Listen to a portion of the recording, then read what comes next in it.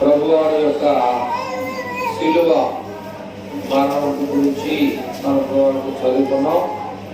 అయితే ఈ శిలువ మరణం గురించి మనం చదువుకోవడం మంచిదే, కానీ దాన్ని మన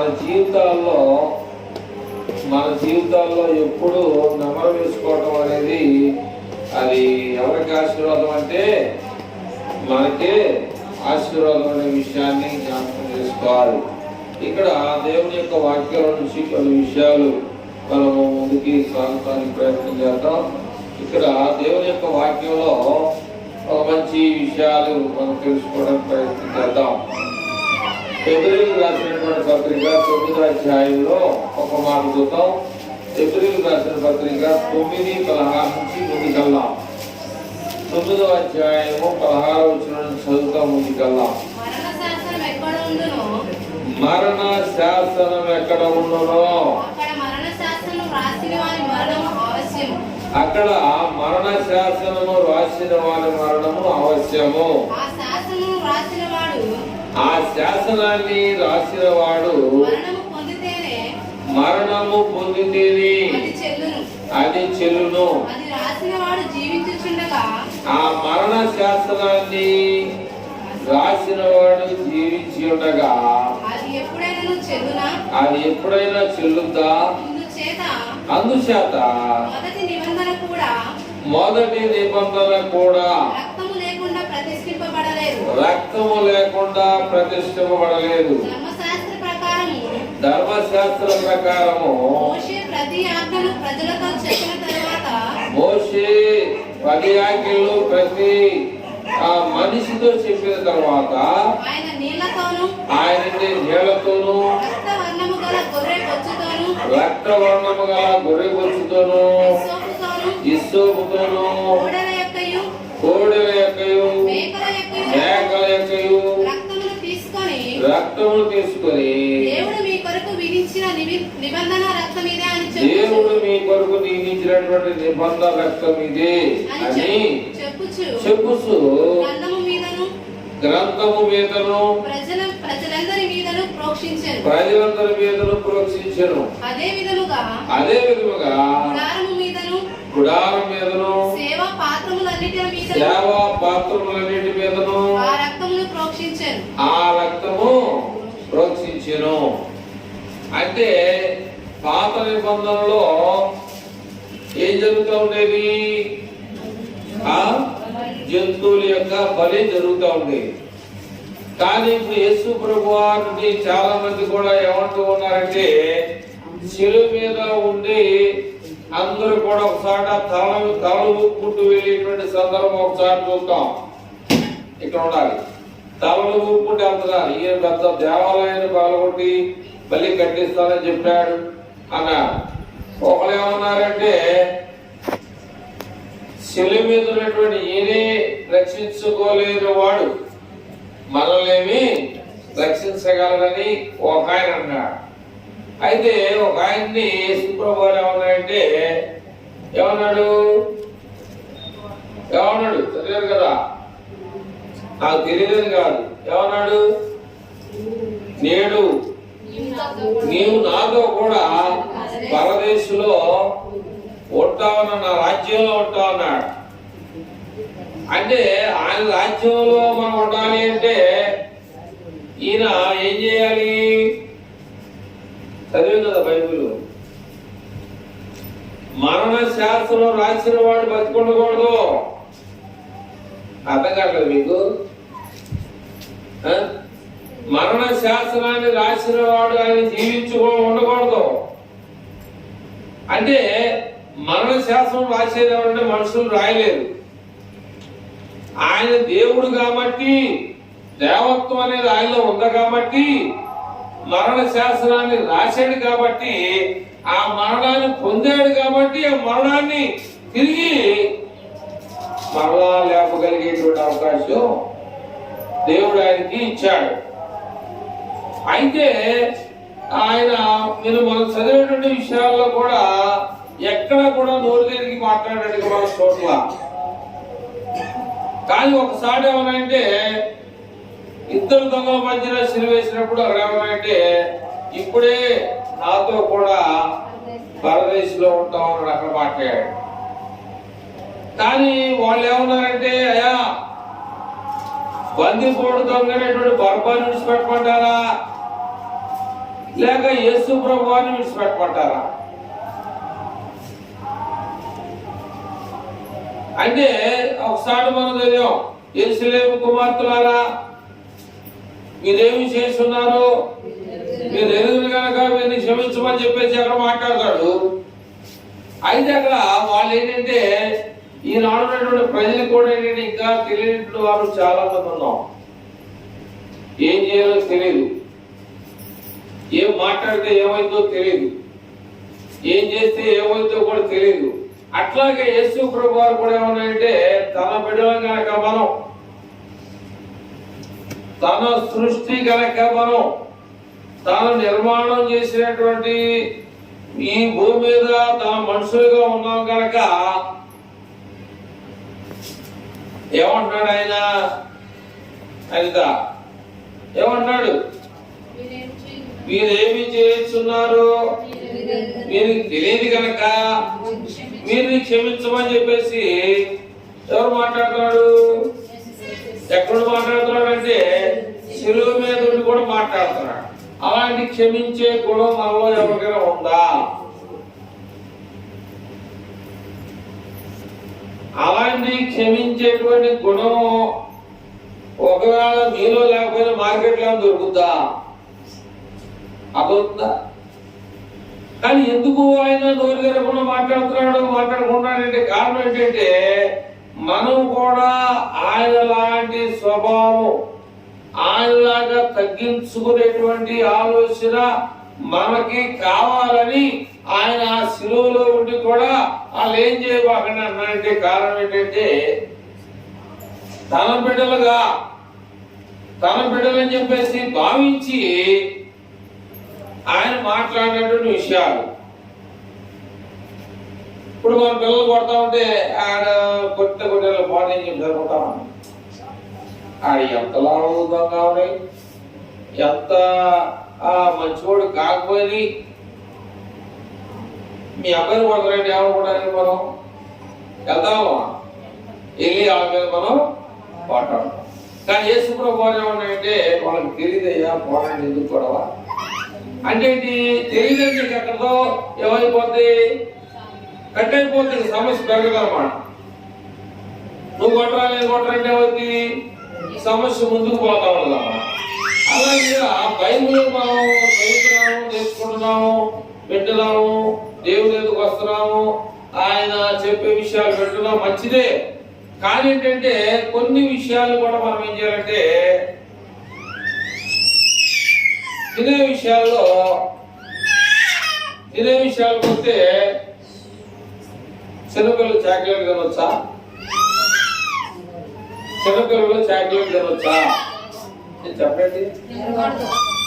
ఎవరు తింటే ఎందుకు తయారు చేస్తున్నాడు? ఎందుకు తయారు చేస్తారంటే డాక్టర్లు బతకాలి, ఆయన డబ్బులు కావాలంటే హాస్పిటల్కి వెళ్ళాలి. అర్థమైందా? ఒకసారి ఒక చిన్న ర్యాలీ ఆయన కూర్చున్నప్పటికీ చేస్తూ నాకు తెలియదు అంటావు అన్నాడు.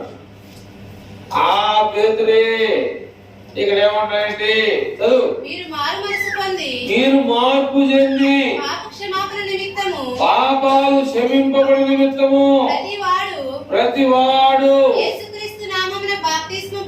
యేసు క్రీస్తు వారి యొక్క నామములో మీరు బాప్తిసం పొందండి, అప్పుడు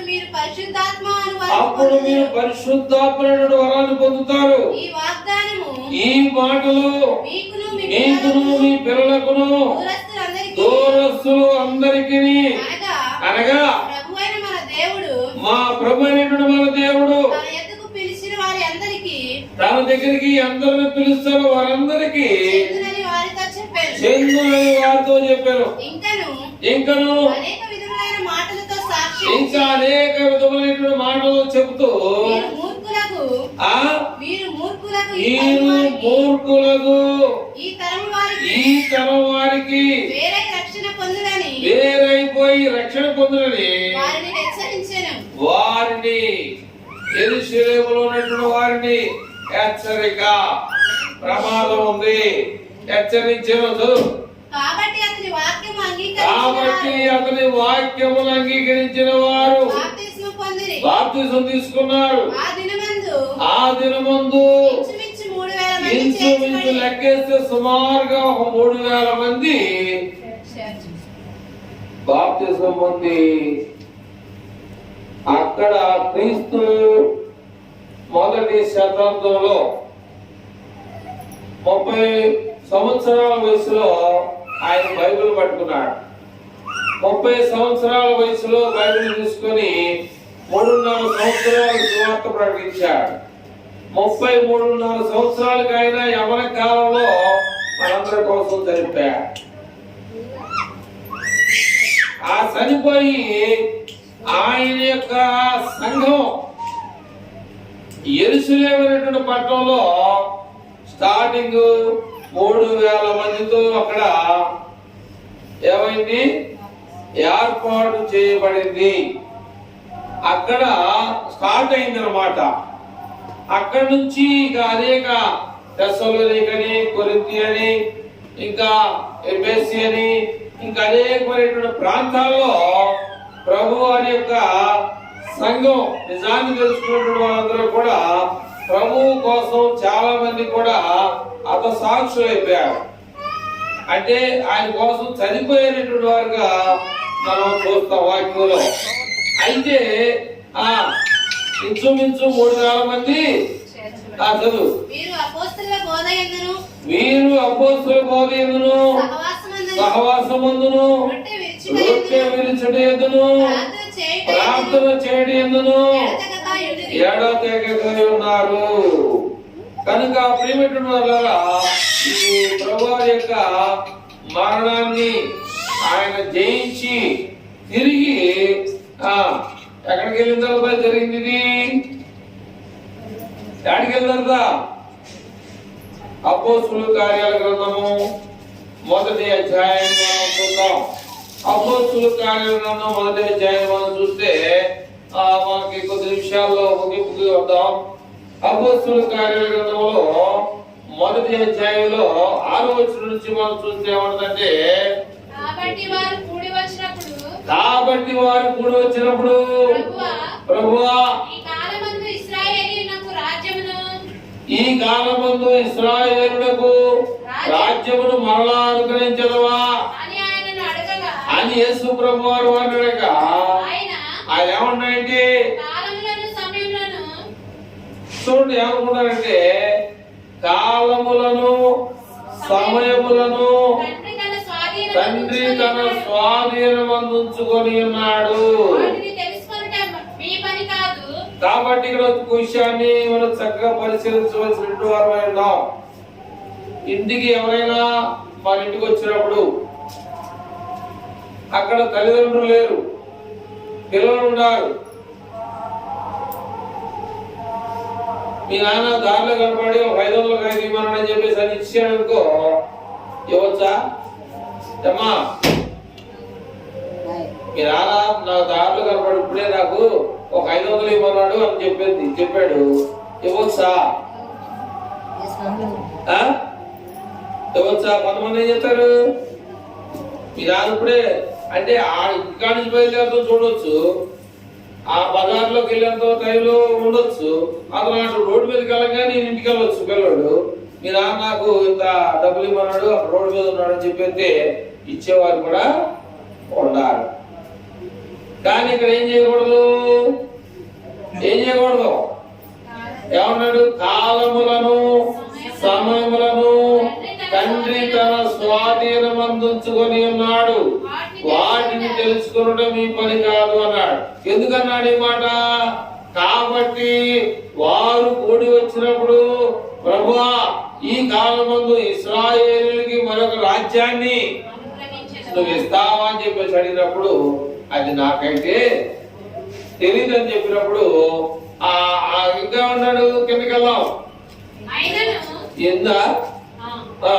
పరిశుద్ధాత్మ మీ మీదకి వచ్చినప్పుడు ఆయనను పరిశుద్ధాత్మ మీ మీదకి వచ్చినప్పుడు మీరు శక్తి నొందుదురు. మీరు శక్తి పొందుతారు కనుక కనుక మీరు యెరూషలేములోను, మీరు యెరూషలేములోను యూదయ సమరయ దేశములందంతటను భూదిగాంతముల వరకు నాకు సాక్షులైందురని వారితో చెప్పారు.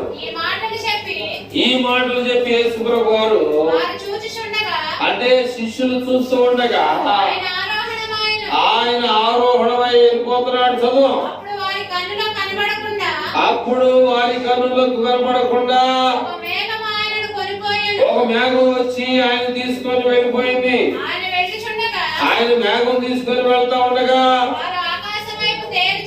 వారు ఆకాశం వైపు తేరి చూస్తూ ఇదిగో తెల్లని వస్త్రం ధరించుకునేటువంటి ఇద్దరు మనుషులు వారి యొద్ద నిలిచి గలలే మనుషులారా మీరెందుకు ఆకాశం వైపు చూస్తున్నారు? మీ యొద్ద నుండి పరలోకమునకు చేర్చుకునబడినటువంటి యేసే ఏ రీతిగా పరలోకానికి వెళుతా మీరు చూస్తూ ఉన్నారు, ఆ రీతిగానే ఆయన మరలా తిరిగి వస్తాడు. ప్రస్తుతానికి ఆయన దేవుని సన్నిధిలో ఉన్నాడు, పరలోక రాజ్యంలో ఉన్నాడు. ఆయన హాయిగా ఉన్నాడు. ఆయన బాధలు లేకుండా, కష్టాలు లేకుండా, ఇంటికి తిప్పలకి ఇల్లు కట్టుకోవాలి, వాకిలు కట్టుకోవాలి, ఇల్లు లేదు వాకిలు లేనటువంటి సమస్య లేనటువంటి స్థితిలో ఆయన ఉంటాడు. ఇప్పుడు జీవించినటువంటి మనకి అనేకమైనటువంటి కావాలి, అవి పొందాలని మనకు ఉంది. కానీ పొందే అవకాశం ఎవరు ఇవ్వాలి? దేవుడు మనకి ఇవ్వాలి. మరి దేవుడు ఇవ్వకపోతే మనం ఏమి కూడా చేయలేం. అంటే ఇప్పుడు అర్థం ఏంటంటే ఈయన ఒక మాట చెప్పాడు. ఏమని చెప్పాడు? ఎన్నారా మీరు?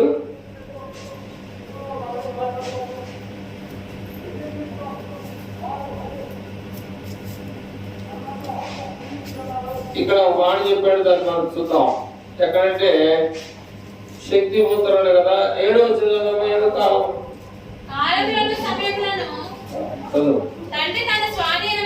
ఎందుకు వచ్చిన ఏమంటే ఆయనను పరిశుద్ధాత్మ మీ మీదికి వచ్చినప్పుడు నాకన్నా గొప్పవాడు ఉన్నాడు వెనకాల. ఎవరైనా పరిశుద్ధాత్మ దేవుడు. యేసు ప్రభు వారు మంచోడు. మీకు ఎవరైనా తెలుసా? పరిశుద్ధాత్ముడు మంచోడు కాదు. మీకు ఎవరికైనా తెలుసా ఆ సంగతి? అనిత, పరిశుద్ధాత్ముడు మంచోడు కాదు, యేసు ప్రభు వారు మంచోడు. మీకు ఏమైనా తెలుసా? తెలుసా? ఏమైనా గుర్తొస్తుందా? తెలుస్తుందా? అననీయ సమయాల గురించి మీకు తెలిసే ఎవరికైనా? ఏమైందన్నా?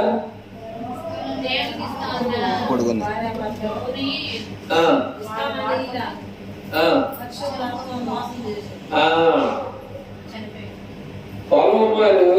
పొలం అమ్మకు ముందు దేవుడికి ఇద్దాం అనుకున్నారు. ఇద్దాం అనుకుని సరే సైతం ఆళ్ళలో ప్రేరేపించి కొంత అమౌంట్ ని పక్కన పెట్టారు. కానీ అక్కడ ఇందాక మాట్లాడినటువంటి పేతురు వ్యవహారంలో దగ్గరికి వచ్చారు. మీరు దేవునికి వాల్సినటువంటి దాంట్లో కొంత వేల తీసి దేవుని మోసగించడం అది సరైనది కాదని అన్న తర్వాత ఏం జరిగిందో తెలుసా మీకు? ఎమ్మడి తెచ్చిపోయాడు. ఎవరో అననీయ. యేసు ప్రభు వారికి క్షమించే గుణం ఉంది, ప్రాణం తీసే గుణం లేదు. అందుకని అన్నాడు, యెరూషలేము కుమార్తెలారా, నా కొరకు మీరు ఏడవద్దు, మీకోసం మీ పిల్లల కోసం ఏడవద్దు. ఎందుకన్నాడు ఆ మాట? అర్థమైందా? నాకైతే అన్ని విధాలైనటువంటి సపోర్ట్ నా దగ్గర ఉంది, అన్ని విధాలైనటువంటి శక్తి సామర్థ్యం నా దగ్గర ఉంది. మీకుందో లేదో చూసుకోమని అంటూ ఆ మాట అనలేదు, కానీ మీకోసం మీ పిల్లల కోసం ఏమంటే అర్థం ఏంటి? మీరు జాగ్రత్తగా ఉండండి, మీతో పాటు మీ పిల్లలు కూడా జాగ్రత్తగా చూసుకోండి. నా గురించి మాత్రం మీరు ఏడ్చినంత మాత్రం నాకేమి ఒరిగేదేమీ లేదు. ఎందుకంటే నేను చనిపోవాలి, అర్థమైందా? ఆయన చెప్తున్నాడు, నేను చనిపోవాలి, చనిపోతే లేదు, వాల్యూ లేదు. ఆయన చనిపోకపోతే ఎవరు నమ్మరు.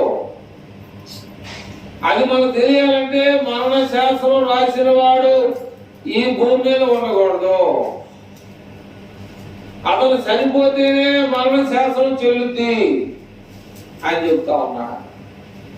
అందుకనే ఏం చేశాడంటే ఒప్పందం చేసుకున్నాడు. ఏ ఒప్పందం? తండ్రి దగ్గర నుంచి రావడానికి ఎలాంటి ఒప్పందం చేసుకున్నాడు? తండ్రి దగ్గర నుంచి పరలోకంలో నుంచి భూమి మీదకి రావడానికి ఏం ఒప్పందం చేసుకున్నాడు? నాకు కలెక్టర్ ఉద్యోగం కావాలని కోరుకున్నాడా? నాకు 5 అంతస్తులు భవనం కావాలని కోరుకున్నాడా? నాకు ఒక మంచి కారు కావాలి, మా ఇంట్లో కూడా కారు ఇవ్వాలని కోరుకున్నాడా? నేను ఒక మంచి స్థితిలో ఉండాలని కోరుకుని వచ్చాడా దేవుడు? అంటే ఆయన గొప్పవాడిగా ఉండి, ఆయన గొప్ప ఆస్తిపరుడుగా ఉండి మనందరి కోసం ఏమీ లేనివాడిగా వచ్చా. ఏమీ లేదు. బైబిల్లో ఒక మాట ఉంటుంది, ఏమవుతుంది ఆ మాట? ఏమీ లేనివాడిగా వచ్చాడనేటువంటి మీకు ఒక ఏమంటారు దాన్ని సూచన ఇచ్చినప్పుడు మీకు తెలియాలి. నక్కలకి బొరియలు ఉన్నాయంట, ఆకాశంలో పెట్టెలకు కూడా గోడలు ఉన్నాయంట, కానీ యేసు ప్రభు వారు తలవాల్చుకోవడానికి స్థలం లేదు. అదే మనం ఒకసారి పాడాం, అందరికీ హృదయము యేసుకు చోటేసి, అందరికీ హృదయము యేసుకు చోటేసి, యేసుకు చోటేసి, అవని అంతాయనదే అయినా సవనేది, అవని అంతాయనదే అయినా సవనేది, అందరికీ హృదయము యేసుకు చోటేసి, అందరికీ హృదయము యేసుకు చోటేసి, యేసుకు చోటేసి. అవని అంతా ఆయనదే. అవని అంత అంటే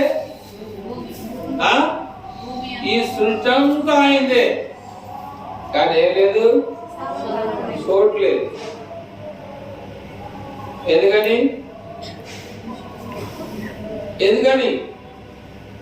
ఎవరు చేర్చుకోవాలా? పుట్టేటప్పుడు చేర్చుకోవాలా, చచ్చిపోయేటప్పుడు కూడా ఎవరు కూడా. కానీ ఒక ఆయన మహానుభావుడు ఒక మాట అన్నాడు, మంచిది దాకా ఏమన్నాడు తెలుసా? ఒక ఆయన మంచి అధికారి పిలాతు, ఆయన భార్యకి రాత్రి కల వచ్చింది. ఎవరి ఈ నీతిమంతుల జోలికి వెళ్తే ఇస్కరియోతు కుటుంబం లాగా ఉన్న పని 30 వెండి నాణాలకి చెట్టు కూరేసుకొని వచ్చినాడు.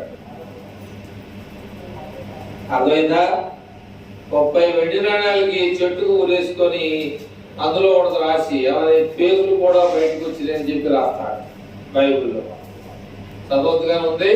ఆయన పేగులతో సహా బయటకు వచ్చి సరిపోయినట్టుగా ఉంది. అలాగే ఈ వేరేంటి పిలాతు వారు ఏమంటాయంటే ఒక పేస్ట్ని తీసుకున్నాడు రా బాబు, ఈ నీతిమంతుల యొక్క రక్తము, ఆయన శాపము ఆయన పాపము నా మీద, నా పిల్లల మీద, నా భార్య మీదకి రాకుండా ఉండునుగా కానీ ఆయన చేతులు కడుక్కొని ఆయన దారైనా వెళ్ళిపోయాడు. మనకెప్పుడు కూడా ఎలా ఉన్నారంటే యేసు ప్రభులాగా క్షమించే గుణం మనకు కావాలి. ఏం కావాలి? క్షమించే గుణం మనకు కావాలి. ఆయన మంచోడు, చేతులు కడుక్కొని వెళ్ళిపోమని చెప్పేసి ఎవరు చెప్పలా. రాత్రి ఆ భార్యకి కలొచ్చింది. ఎలా జరుగుతుంది మనకి? ఆ నీతి మంతుల జోలికి వెళ్ళబాకు, నువ్వు రాజు అయితే అవ్వచ్చు, రాజ్యాధికారం నీ చేతిలో ఉంటే ఉండొచ్చు, కానీ నువ్వు ఆయన జోలి మాత్రం తీయటానికి వీల్లేదు అని చెప్పేసి ఆయన భార్య చెప్పిన మాట ప్రకారంగా పిలాతు వారు ఆయన చేతులు కడుక్కొని ఆయన పాపం, ఆ శాపం ఆయన మీదకి రాకుండా చూసుకోవడానికి ఆయన వెళ్ళిపోయినట్టుగా మనం చూస్తాం. అలాగే ఈ నీతిమంతుని యొక్క శాపము, పాపము మన మీదకి రాకుండా ఉండాలంటే మనం ఏం చేయాలి అంటే యేసు ప్రభు వారు చెప్పినటువంటి మార్గాన్ని మనం ఏం చేయాలి? ఎన్నుకోవాలి. ఎన్నుకోవడం అంటే ఎంచుకోవడం అన్నా, లేదా మనం ఆ మార్గంలో ప్రయాణం చేయడం అన్నా అది చేయాలి. అందుకని యేసు ప్రభు చెప్పినటువంటి మాట ఏంటంటే యోహాను సువార్త 14వ అధ్యాయం 6వ వచనంలో మాట్లాడతాడు. యోహాను సువార్త 14వ అధ్యాయము 6వ వచనాన్ని మనం చూస్తే కాబట్టి ఇక్కడ ఏమన్నాయంటే యేసు చెప్పిన మాట ఏంటంటే నేనే మార్గమును, సత్యమును, జీవమును, నా ద్వారానే తప్ప ఎవడు కూడా తండ్రి దగ్గరికి రాడు. మీరు నాకు తెలిసి ఉంటే నా తండ్రికి నేను చెప్తా. ఎప్పటి నుంచి మీరు ఆయన తెలుసుకోండి, ఆయనను చూసి ఉన్నారని చెప్పారు. కనుక ప్రేమటువంటి వల్ల ఒక కంపెనీలో ఒక మనిషిని పెట్టుకోవాలంటే ఏం కావాలి? ఒక కంపెనీలో ఒక మనిషిని పెట్టుకోవాలంటే ఏమి కావాలి? అలా తెలుగులో చెప్తున్నా, ఏం కావాలి?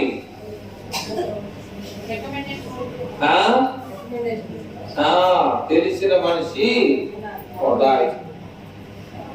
తెలిసిన మనిషి ఉంటేనే ఆ పనిలో పెట్టుకుంటారు. తెలిసిన మనిషి కాదే పెట్టుకోరు. ఒకడు వచ్చి అంటున్నాడు, మనకి ఏదైనా పరపత కావాలి అంటే ఇక్కడ చెప్పేటంటే నేనే మార్గము, మీరు నాకు తెలిసి ఉండాలన్నాడు యేసు ప్రభు. మీరు నాకు తెలియకపోతే నేను ఆయన ఎవరో ఆయన ఉన్నాడు పైన, ఎవరైనా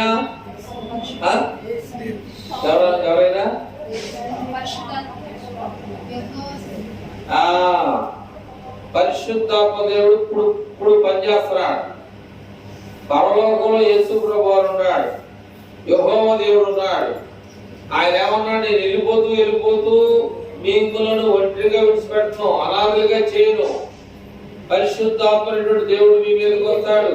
నాకన్నా శక్తివంతుడు, నాకన్నా తెలియగలిగిన వాడు, నాకన్నా పవర్ఫుల్ క్యాండిడేట్ అని చెప్పేసి వెళ్తూ యేసు ప్రభు చెప్పాడు. ఆ పవర్ఫుల్ క్యాండిడేట్ అన్నీ ఒక మాటకి చంపాడు. ఇప్పుడు మన మధ్యలో ఉన్నాడు ఆయన. ఎవరు? నాకేం తెలుసండి, శుక్రవారం నాడు కుడిపోయేటట్టు వచ్చామనుకున్నారా? కుడిపోయేట సిరివేశారు కదంటే దాని గురించి వచ్చావు కదా. మీరు ఏం అడిగితే మీరు అని చెప్తుంటే తెలుసుకోకపోతే మనమే ప్రమాదంలో పడే పరిస్థితి. ఇద్దరు గుడ్డూరు ఉంటారు, నడుచుకుంటే అలా అదే వాళ్ళు వచ్చి నడిచి కొట్ట వచ్చింది. ఇద్దరు ఒకడికి మంచివాడు అయితే చూసేవాడు, వాళ్ళు సామెత వరకు ఇద్దరు పుట్టోళ్ళు అయితే అంటేగా అర్థమైనా. అలాగే ఒకరికి కనపడాలి, ఒకరికి కనపడకుండా తీసుకెళ్తారు దారి. అట్లాగే మనం గుడ్డివాని యొక్క సామెతలు మనం కలిగి ఉండకూడదు. యేసు ప్రభు వారు చెప్తేనే మనకు పని. 10 మంది కన్యకలు పెళ్లి మీదకి వెళ్ళాలనుకున్నారు. 10 మంది సిద్ధపడ్డారు. 10 మంది టైంకి ముందుగానే సిద్ధపడ్డారు. కానీ 10 మంది వెళ్ళా. 10 మంది వెళ్ళా, 5గురే వెళ్ళారు. ఈ 10 మందిలో 5గురు ఏం చేశారంటే నూనె సరిపోతుందని ఎక్స్ట్రా నూనె తేలా. అంతలా వెళ్ళిపోదా చెక్కలా ఎందుకు పోసుకొచ్చే బరువు అంతా ఈ మోత బరువు పెట్టుకొని ఇదంతా లడ్డు కొట్టేసుకొని వచ్చి చెప్పేసి ఆ పక్కన వాళ్ళు ఏం చేశారు? 5 మంది ఏం చేశారు చెప్పరు? చాలా సార్లు చెప్పేది తెచ్చుకున్నారులే, తెచ్చుకోబట్టే చెప్పాల్సి వచ్చింది. ఏం చేశారంటే వాళ్ళు యానం చేశారు. ఎవరు? తెచ్చుకున్న వాళ్ళని యాడికి మోత బరువు అని ఏకాలు చేశారు. కానీ మోత బరువుతో వెళ్ళిన వాళ్ళు దేవుని యొక్క పెండ్లి విందులోకి వెళ్ళారు. కానీ ఎగస్ట్రా తెచ్చుకున్న వాళ్ళు మాత్రం తేలలా. ఏం తేడా? ఇదంతా మనకి బైబిల్ ట్రైనింగ్ లా కూడా నా బోధ అక్కడ అన్నమాట. ఇంకా ఆడు సరిగ్గా సరైనోడైతే ఆడు చర్చికి వచ్చి బాధ్యతమే. సరైన మైండ్ ఉన్నోడైతే నేను చెప్పే విషయాలు పాఠం రాసుకొని వచ్చి బాధ్యత నాకనే ఎక్కువ బాధ్యత. ఇంకా మీరు ఇంకా బాధులుగా ఉండకోకుండా మేము ఎడే కూర్చుంటాం అంటే చిన్నపిల్లలాగానే తెలియని కొట్టకూడదు. తెలియాలి మనకంతా. తెలియకపోతే మనమే ప్రమాదంలో పడేది. ఇద్దరు గుడ్డలు సాగుతులు అవ్వాలి. అర్థమైందా? కొట్లో పడకూడదు. తెలుసుకోవాలి. ఎక్కడ ఆఫ్ చేశాను? నేనే మర్చిపోయా. కాబట్టి ఏంటంటే అంతమంది 10 మంది కానీ 10 మంది అలా చూడండి. అయితే టైంకి వెళ్ళారు. సిద్ధపాటు అంతా బాగుంది. కానీ ఏంటంటే ఆ నూనె అయిపోయింది. కొట్టుకాడికి వెళ్ళారు. నూనె అయిపోయింది. కొట్టుకాడికి వెళ్ళి కొనుక్కొచ్చుకున్న లోపల పెళ్లి కుమారుడు వచ్చాడు. తలుపు తెరబడింది. సిద్ధపడిన వాళ్ళు ఆయనతో పాటు వాళ్ళతో పాటు అందరితో పాటు లోనికి. కానీ నూనె కొనుక్కొచ్చుకొని వచ్చి తలుపు కొడుతున్నారు. ఏమన్నాడు తెలుసా? మీరెవరో నాకు తెలీదా అనొచ్చా?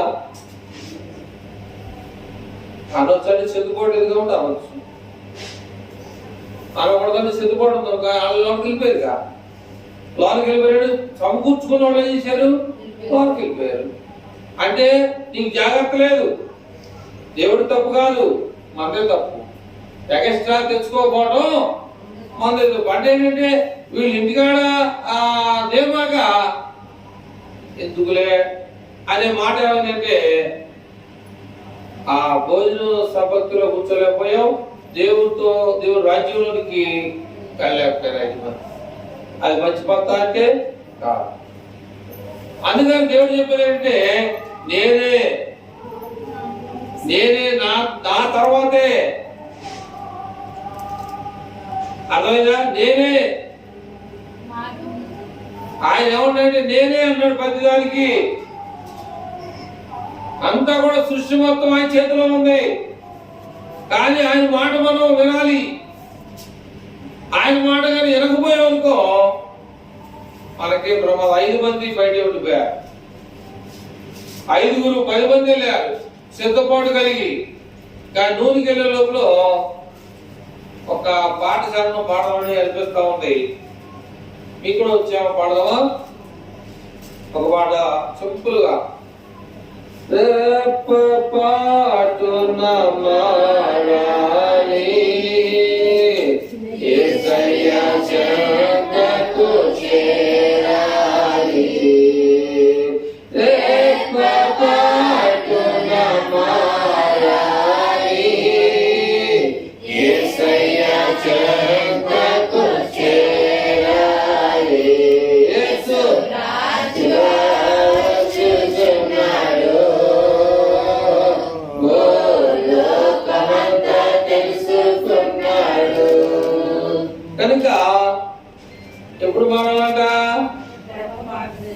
టైం పడుతుంది రెప్పేస్తాం?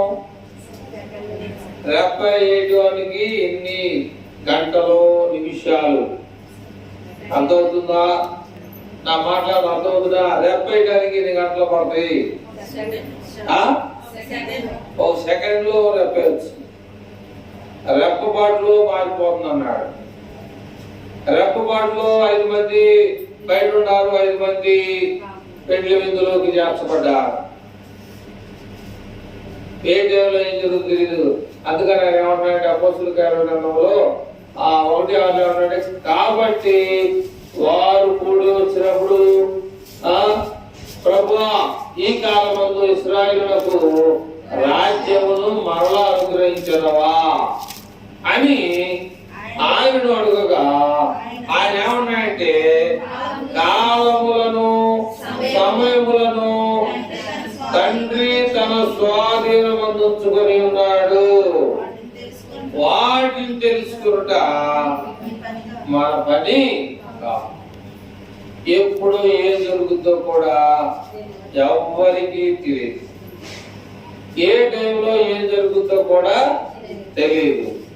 కాబట్టి మనం ఏమై ఉండాలంటే సిద్ధపాటు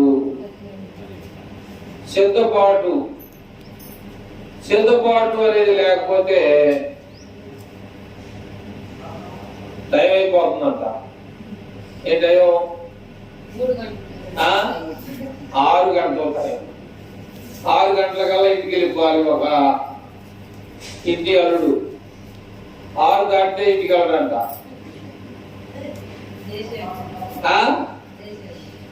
6 గంటల కల్లా ఇంటికి వెళ్ళాలి. సరే ఏదో టైంలో ఏదో మిస్ అయ్యి 6 దాటిన తర్వాత టైం దాటిపోయింది. వాళ్ళు ఏం చేశారు? వాళ్ళ మామగారు ఒడ్డు పోటీ పాతతో వేడి. ఆడేం చేశాడు? మామూలు కొన్ని నేలని చెప్పేసి నడుచుకుంటూ వచ్చేస్తాడు. యేసు ప్రభు నేల మీద వేసినట్టు ఈయన ఆ నేల మీద నడుచుకుంటూ వచ్చేసేవారికి ఇంటి ఎదురు ఏం చేశాడు? ఒడ్డు పోయడానికి పాతతో వెళ్ళాడు. దామం దాంట్లో పడ్డాడు. ఎవడు అయి పోయింది అన్న అంటాడు. పడింది కాక. అర్థమైందా? అట్లాగా ఏ టైంలో ఏం జరుగుతుందో మాకు తెలియదు. అంటే 6 టైంలో కళ్ళు కనపడతాయి. 6 దాటిందనుకో తెలియదు. ఎట్లా కూడా తెలియదు. మామగారు వెళ్ళే తెలియదు. తీసుకెళ్ళాలి. ఇప్పుడు చాలా మంది కూడా చాలా మంది ఉన్నారంటే అక్కడక్కడ దేవుడు కొంతవరకు ఏమంటారు? అట్లా ఏమంటారు? కాదు, ఇట్లా ఏమంటారు? పుట్టినప్పుడు పుడతారు, మోసకాలతో పుడతారు. ఏమంటారు? పోలియో. 2 చుక్కల డ్రాప్స్ ద్వారా దేవుడు దయ మొదటిగా, రెండవది గవర్నమెంట్ 2 చుక్కల పోలియో చుక్కలు వేయడం ద్వారా పోషకాలని దేవుడు తప్పిస్తూ మంచిగానే పోలియో కార్యక్రమాన్ని దేవుడు మొదటిగా, తర్వాత గవర్నమెంట్ కూడా ప్రజలకి మంచి సౌకర్యం చేయాలని చెప్పేసి ఆ పోలియో డ్రాప్స్ ద్వారా ఆ పిల్లలకి శక్తి. నాకు ఆ పోలియో డ్రాప్స్ చేసేటప్పుడు పంచాయతీలో పనిచేస్తున్నాను కదా, ఆ డాక్టర్ గారు నాకు తెలుసు. 7 సంవత్సరాల దాకా మా అమ్మాయికి మా అబ్బాయి కూడా వేయించా. ఎప్పుడు దాకా వేయించాలి? 5 సంవత్సరాలే. ఆ డాక్టర్ గారు తీసుకురా, ఏమైంది మంచి మందు వేసుకోవడం తప్పే ఉంది, తీసుకురా చెప్పి 7 ఏళ్ళు దాకా నేను మా 2 పిల్లలకి, ఆయన డాక్టర్ గారు నాకు తెలుసు కాబట్టి, తెలియకపోతే మనకి ఎవరు సాయం చేస్తాడు? అలాగా దేవుని యొక్క శక్తిని ఏం చేయాలంటే మనం సంపాదించుకోవాలి, పొందాలి. దేవుని రాజ్యానికి వారసుడు.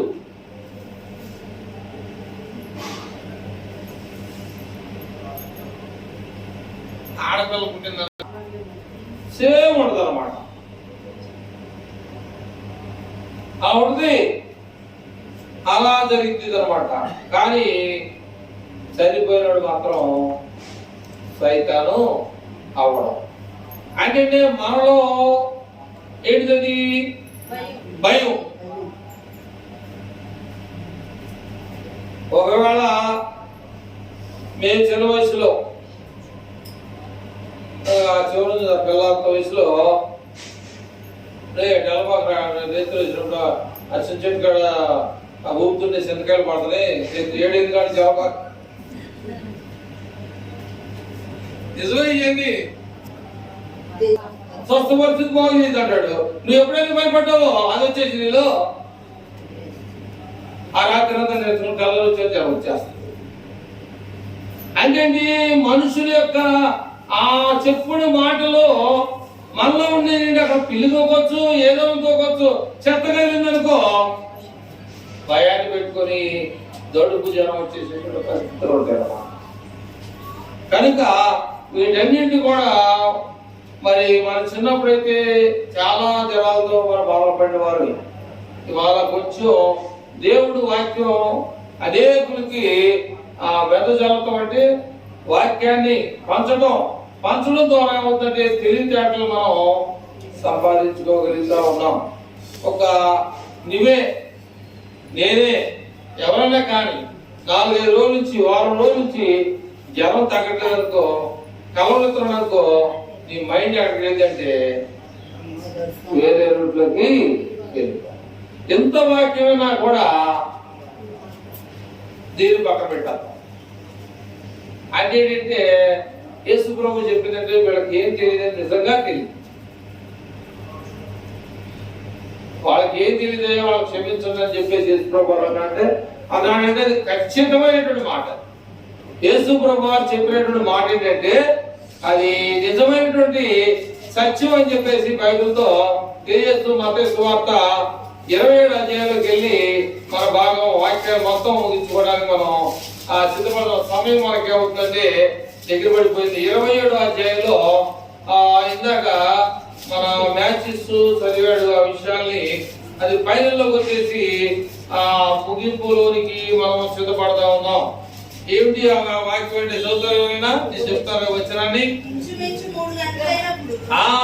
టైం ఇప్పుడు సుమారు ఎంత అవుతుంది అంటే అక్కడ ఎన్నో వచ్చిన మనందరికి చెప్పమన్న వాళ్ళందరికి 27:46 ఇంచుమించు అంటే సుమారు అటు ఇటుగా ఇంచుమించు 3 గంటలప్పుడు యేసు ఏలీ ఏలీ లామా సబక్తాని గట్టిగా కేక వేసెను. ఆ మాటకి నా దేవా నా దేవా నన్నెందుకు చేయి విడిచితివని అర్థము. అక్కడ చదువు ముందుకెళ్ళిపోదాం. అక్కడ నుంచి ఉన్న వాళ్ళు కొందరు ఆ మాట విని ఆయన ఏమనుకున్నారంటే ఈ భూమి మీద ఉన్నాడు ఏలి, ఆయన తెలుస్తున్నాడు అనుకున్నారు.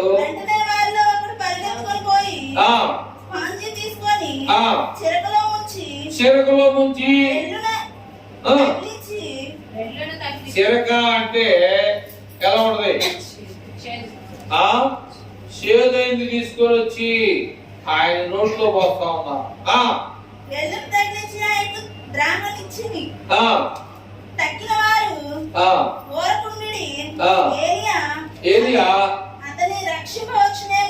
మనం చూస్తా ఉన్నాం సిలువ మీద ఉండి ఏలే వచ్చాయని కింద తీస్తాడేమో ఒకసారి చూద్దాం అనేటువంటి ఆలోచన వల్ల ఉంది. యేసు ప్రభువు మరలా గట్టిగా పిలిచి ప్రాణము విడిచెను. అప్పుడు దేవాలయపు తెర పై నుండి క్రింది వరకు 2గా చిరిగెను, భూమి వణికెను, బండలు బద్దలాయెను, సమాధులు తెరవబడెను. నిద్రించిన అనేక మంది పరిశుద్ధులు శరీరములు లేచెను. వారు సమాధుల్లో నుండి బయటికి వచ్చి ఆయన లేచిన తర్వాత పరిశుద్ధ పట్టణంలో ప్రవేశించి అనేకులకు ఒకబడింది. శతాధిపతియు అతనితో కూడా యేసునకు కావలి ఉన్న వారును భూకంపమును జరిగిన కార్యములన్నిటిని చూసి మిక్కిలి భయపడి నిజముగా ఈయన దేవుని కుమారుడని చెప్పి కొనిది. యేసునకు ఉపచారం చేయుచు యేసు ప్రభువారికి ఉపచారం చేసు గలిలయ నుండి ఆయన వెంబడించిన గలిలయ నుండి ఆయన వెంబడించినటువంటి అనేక మంది స్త్రీలు అక్కడ దూరం నుండి చూస్తుండేది. వారిలో మగ్దలేనే మరియు యాకోబు, యేసు ప్రభువారి తల్లి అయినటువంటి మరియు జెబెదయి కుమారుడైనటువంటి తల్లి ఉండేది. యేసు శిష్యుడిగా ఉన్నటువంటి అరిమతయ యోసేపు అను ఒక ధనవంతుడు సాయంకాలం అయినప్పుడు వచ్చి పిలాతు దగ్గరికి వెళ్ళి యేసు ప్రభు వారి యొక్క దేహాన్ని మాకిమ్మని అడుగగా పిలాతు దాన్ని అతనికి అప్పగింప ఆజ్ఞాపించెను. యోసేపు ఆ దేహమును తీసుకొని శుభ్రమైన నారబట్టలతో చుట్టి తాను రాతితో తొలిపించుకున్నటువంటి కొత్త సమాధిలో దాన్ని ఉంచి సమాధి ద్వారమునకు పెద్ద రాయి పొర్లించి వెళ్ళిపోయాను. చదువు. మగ్దలేని మరియు వేరొక మరియు అక్కడనే సమాధికి ఎదురుగా కూర్చుండిరి. మరునాడు అనగా సిద్ధపరచు దినం వరకు మరుసటి దినమున ప్రధాన యాజకులను పరిశీలను పిలాతు వద్దకు వచ్చి అయ్యా ఆ వంచకుడు సజీవుడైనప్పుడు కాబట్టి ప్రియమైనటువంటి వాళ్ళారా ఆయన చెప్పినట్టుగానే 3వ దినాన మరి లేస్తానని చెప్పాడని చెప్పేసి పిలాతు అంటే రాజు దగ్గరికి చెప్తానికి వచ్చేవాళ్ళు ఏ రకమైనటువంటి కంప్లైంట్లు ఏ రకమైనటువంటి ఇబ్బందులు పెట్టినా కూడా అక్కడ అవకాశం లేదు. ఖచ్చితంగా ఏం చేస్తాడు ఆయన 3వ దినాన లేకపోతాడు అనే సత్యాన్ని విశ్వాసాన్ని మనం కలిగి ఉండాలని చెప్పేసి ప్రభు పేరట మీకు ఈ విషయాలు తెలియజేస్తూ ఆయన అంటే యేసు ప్రభు బ్రతుకున్నప్పుడు 3 గంటల టైంలో ఆయన ప్రాణాన్ని విడిచి లామా లామా సబక్తా అన్నాడు. నా దేవా నన్నెందుకు చేయి విడిచిపెట్టావు అన్నాడు. అర్థమైందా? ఎందుకు చేయి విడిచిపెట్టాడంటే అర్థం ఏంటి? మా హరిత ఎందుకు అర్థం ఏంటి? మరణ శాసనం రాసిన వాడు బతికుంటే చాలదు, ఆయన చచ్చిపోవాలి. కళ్ళు మూసుకొని ప్రార్థన చేసుకోండి. ఇంకా 2 విషయాలు టైం